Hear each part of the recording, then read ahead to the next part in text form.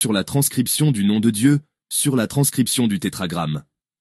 Il y a un phénomène en vogue aujourd'hui dans le milieu chrétien qui est d'attribuer toutes sortes de noms à Dieu, en particulier à Dieu le Père. On attend beaucoup dans les chansons Papa Yahweh, Papa Jéhovah, ou encore Yah. Beaucoup d'entre nous utilisons ces noms de manière traditionnelle sans vraiment se poser des questions sur leur véritable origine. D'autres, pour souvent justifier que ce sont les noms de Dieu, disent que c'est une transcription du tétragramme. Ce sont les manières de le prononcer. Maintenant réfléchissons ensemble. Qui mieux que le Seigneur Jésus connaît le Père? Personne. Car il est écrit, 27. Toutes choses m'ont été données par mon Père, et personne ne connaît le Fils, si ce n'est le Père. Personne non plus ne connaît le Père, si ce n'est le Fils, et celui à qui le Fils veut le révéler. Matthieu 11, 27. Partant de ce passage, on voit que s'il y a quelqu'un qui est habilité pour nous donner et nous révéler le nom du Père, ou encore transcrire le tétragramme pour nous en donner la prononciation exacte, c'est bien Jésus-Christ. Mais Jésus-Christ ne l'a jamais fait. Dans tous les passages de la Bible, il utilise toujours clairement mon Père pour appeler Dieu. Alors qui sommes-nous?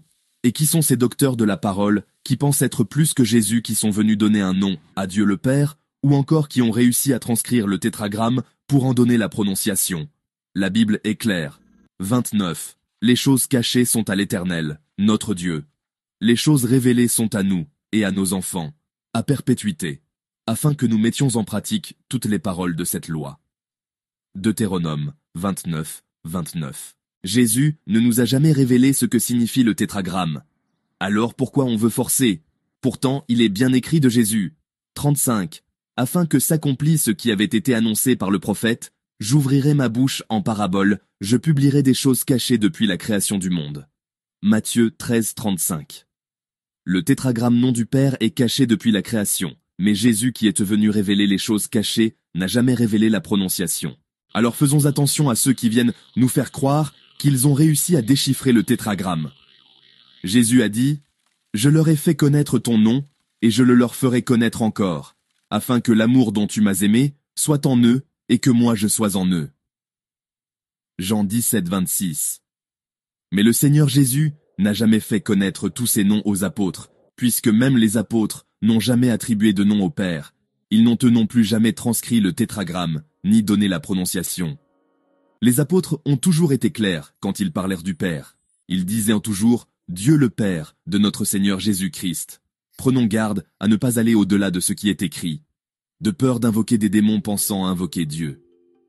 Ne faisons pas ce que nous n'avons vu ni le Seigneur Jésus, ni les apôtres faire, car il est écrit. 19. Jésus reprit donc la parole, et leur dit, « en vérité, je vous le dis, le Fils ne peut rien faire de lui-même. Il ne fait que ce qu'il voit faire au Père. Et tout ce que le Père fait, le Fils aussi le fait pareillement. » Jean 5, 19.